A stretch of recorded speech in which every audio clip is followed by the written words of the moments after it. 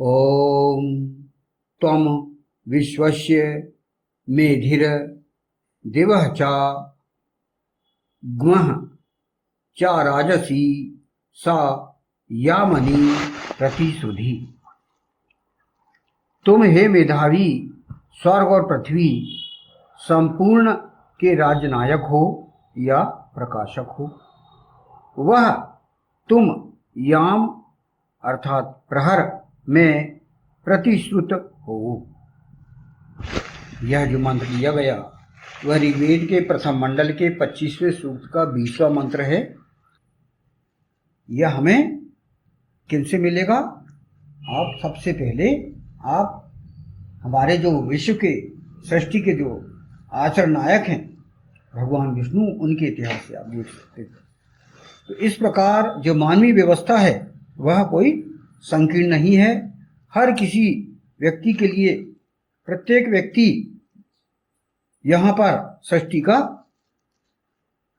जो व्यवस्था है वो पालन करते हुए और अपना स्थान इस सृष्टि में पा सकता है। ईश्वर किसी को ये नहीं कहता कि भाई वो उसे अवसर ना मिले, हर किसी को अवसर। यहाँ आगे कहा गया है, मेधावी व्यक्ति के ज्ञान का प्रकाश पृथ्वी और स्वर्ग सर्वत्र अपना प्रकाश करता है।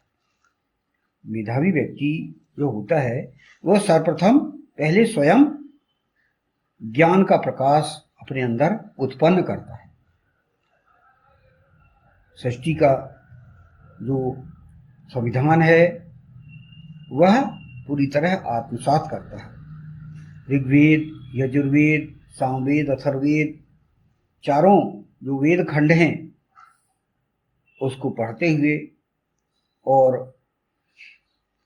इतिहासों का अध्ययन करते हुए, इतिहासों से निष्कर्ष निकालते हुए वह स्वयं प्रकाशित होता है और वही प्रकाश वह पृथ्वी पर भी फैलाता है और स्वर्ग पर भी फैलाता है।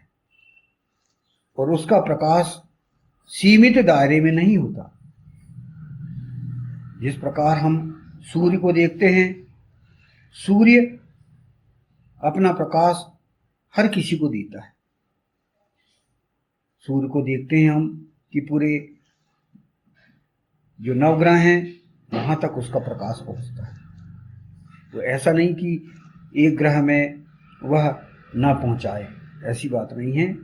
सूर्य से उदाहरण हम देख सकते हैं कि वह उसके अंदर इस प्रकार का संकीर्णता नहीं होती। उसी प्रकार जो मेधावी व्यक्ति है, जो वेद का ज्ञाता है, वह पृथ्वी पर प्रकाश फैलाता है, जिस प्रकार सूर्य का प्रकाश हमको हर तरह से मिलता है। तो यहाँ पर जिस प्रकार कहा गया, तुम हे मेधावी स्वर्ग और पृथ्वी संपूर्ण के राजनायक हो। जो मेधावी व्यक्ति है वह स्वयं को प्रकाशित करते हुए, वेद का ज्ञान प्राप्त करते हुए अपने आप को प्रकाशित करता है और संपूर्ण विश्व को वह प्रकाशित करते हुए सही वेद की व्यवस्था का संचालन करते हुए और भोग प्राप्त करता है। इहलोक में भी वह भोग प्राप्त करता है और परलोक में भी। इसी प्रकार वही जो मेधावी व्यक्ति है वह ज्ञान का भी प्रकाश करते हुए पृथ्वी और स्वर्ग दोनों पर अपना सर्वत्र प्रकाश फैलाता है और वह ईश्वर की जो वेदवाणी है उसको वो हर तरह फैलाते हुए और स्वयं भी लाभ उठाता है और जन सामान्य को भी लाभ उठाने के लिए वह प्रेरित करता है। जिस प्रकार ईश्वर, ईशान परम परमात्मा के स्वभाव में संकीर्णता नहीं है, उसी प्रकार वह मेधावी व्यक्ति जो होता है, वेद का ज्ञाता होता है, वह हर जगह अपना ज्ञान का प्रकाश फैलाते हुए हर किसी को एक अपना विस्तृत मस्तिष्क लेते हुए वह वेद का प्रकाश फैलाता है और भोग प्राप्त करता है और हर किसी को प्रेरित करता है कि सभी व्यक्ति भी जो वेद के ज्ञाता हैं, वेद पर अनुगमन करने वाले हैं, वे भी सृष्टि का भोग प्राप्त कर सकें। इस मंत्र का द्वितीय फुटनोट यहाँ पर बताया गया है। वह तुम याम अर्थात प्रहर में प्रतिश्रुत हो।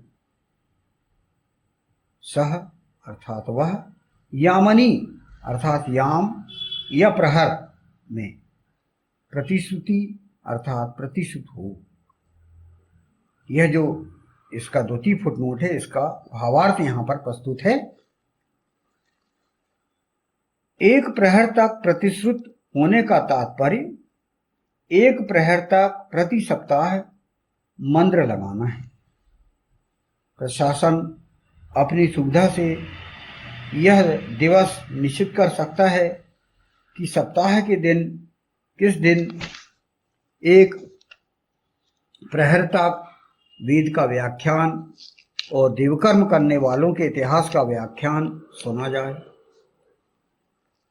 तो यहाँ पर यह जो व्यवस्था है, जैसे कि कहा गया है, सहयामनी प्रतिशुद्धि, वह एक प्रहर प्रतिश्रुत हो। तो यहाँ पर ये जो राजनायक है, जैसे कि हम देखते हैं कि सप्ताह में एक दिन अवकाश का होता है। हम देखते हैं वर्तमान समय में रविवार का दिन जो सप्ताह में हमारा अवकाश होता है। तो उस दिन ईश्वर, ईशान परम परमात्मा यह चाहता है कि व्यक्ति इस अवकाश के दिन एक प्रहर तक व्यक्ति वेद और शास्त्रों का अध्ययन कर सके और उसकी जो शंकाएं हैं आचरण करने में या समझ में, वेद को समझने में, शास्त्रों को समझने में जो आशंकाएं हैं, वह उस अवकाश के दिन अपने एक संगठन में जाके, ग्रुप में जाके वह अपनी शंका का समाधान कर सके। यह व्यवस्था ईश्वर, ईशान परम परमात्मा चाहता है। तो वही व्यवस्था यहाँ राजनायक के लिए कहा गया है कि एक दिन निश्चित करके और व्यक्ति प्रति सप्ताह एक प्रहर तक 3 घंटे 4 घंटे वह वेद का अध्ययन, शास्त्रों का अध्ययन और इतिहास का व्याख्यान सुन सके या समझ सके। ये यहाँ पर ईश्वर इस मंत्रांश के अंतर्गत यह चाहता है। हमारा जो संस्थान है हिंदू विश्व संस्थान, उसके अंतर्गत हमने उपासना स्तवन के अतिरिक्त ये रखा है कि स्तवन प्रतिदिन प्रातः और सायं की जाने योग्य उपासना है, जबकि मंत्र एक प्रहर तक एक सप्ताह में एक दिन संपन्न किया जाना आवश्यक है। व्यक्ति प्रतिदिन यदि सुबह और शाम वेदाध्ययन करता है 1-1 घंटे, और यदि वो और उसकी आशंकाएं हैं और अधिक ज्ञान प्राप्त करना चाहता है, तो सप्ताह में जिस दिन अवकाश हो उस दिन वह एक प्रहर तक यह व्यवस्था स्थापित कर सकता है, जिसे मंत्र भी कहा गया है। वेद में अनेकों मंत्रों में इस हेतु आदेशित किया गया है। ऋषि दयानंद ने अपने भाष्य में लिखा है, यामानि अर्थात यान्ति गच्छन्ति यस्मिन् कालावयवे प्रहरे तस्मिन्।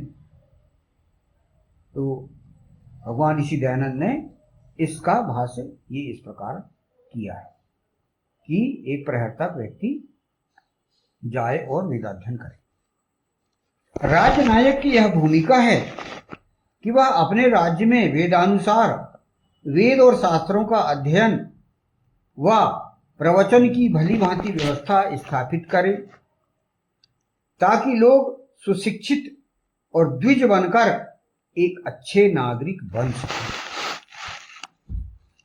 तो यहाँ यह राजनायक को यह भूमिका सौंपी गई है इस मंत्र के अनुसार कि राजनायक जन सामान्य को वेद और शास्त्रों के अध्ययन और प्रवचन की भली भांति व्यवस्था करे, क्योंकि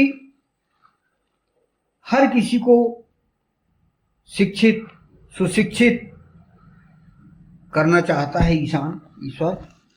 हर व्यक्ति, जैसे कि प्रजातांत्रिक व्यवस्था में प्रत्येक व्यक्ति, प्रत्येक जन सामान्य सुशिक्षित हो और वह शिक्षित होके अपने जो प्रतिनिधि हैं, जो केंद्र को भेजा जाता है, वह व्यक्ति एक अच्छे नायक को भेजा जा सके और वह व्यवस्था बना सके।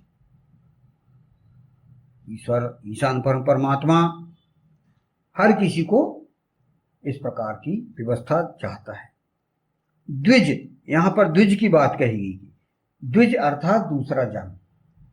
एक जन्म व्यक्ति का होता है मां के गर्भ से, वह उस समय दूसरों के आश्रित होता है, और जब वह वयस्क होता है, समझदार होता है, तो उसे भी एक ज्ञान की आवश्यकता होती है ताकि वह अपने जीवन का निर्णय ले सके, ज्ञान प्राप्त कर सके। तो इसकी व्यवस्था राजनायक को करना है।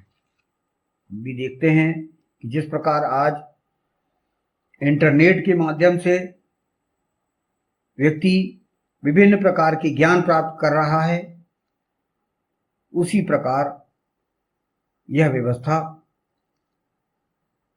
के अंतर्गत वह वेद शास्त्र और सामान्य ज्ञान सब वो प्राप्त कर सकता है। इसी प्रकार हम देखते हैं प्राचीन समय से लेकर अभी तक विश्वविद्यालय का निर्माण हुआ, विश्वविद्यालय बने। प्राचीन समय में हम देखते हैं कि हिंदुस्तान में नालंदा विश्वविद्यालय था। बाहर के जो प्रशिक्षु थे वो यहाँ पर आते थे और वेद शास्त्र और इतिहासों का ज्ञान प्राप्त करते थे। उसी प्रकार राजनायक यह व्यवस्था करे, उसे यह सौंपा गया है। इस प्रकार इस मंत्र का ही प्रमुख देवता, प्रमुख विषय चल रहा है कि राजनायक इस प्रकार व्यवस्था करे। तो क्योंकि उसे मेधावी भी कहा गया है, अपनी मेधा के माध्यम से वह यह व्यवस्था स्थापित करे। तो यहाँ पर इस 20वें मंत्र में यही कहा गया है और इसे हम गंभीरता से सुने, समझें और पढ़ें। वह तुम हे मेधावी, स्वर्ग और पृथ्वी संपूर्ण के राजनायक हो अर्थात प्रकाशक हो, वह तुम याम प्रहर में प्रतिष्ठित हो। ओम त्वं विश्वस्य मेधिर दिवः च गुमः च राजसी सा यामनी प्रतिष्ठिति। ओम।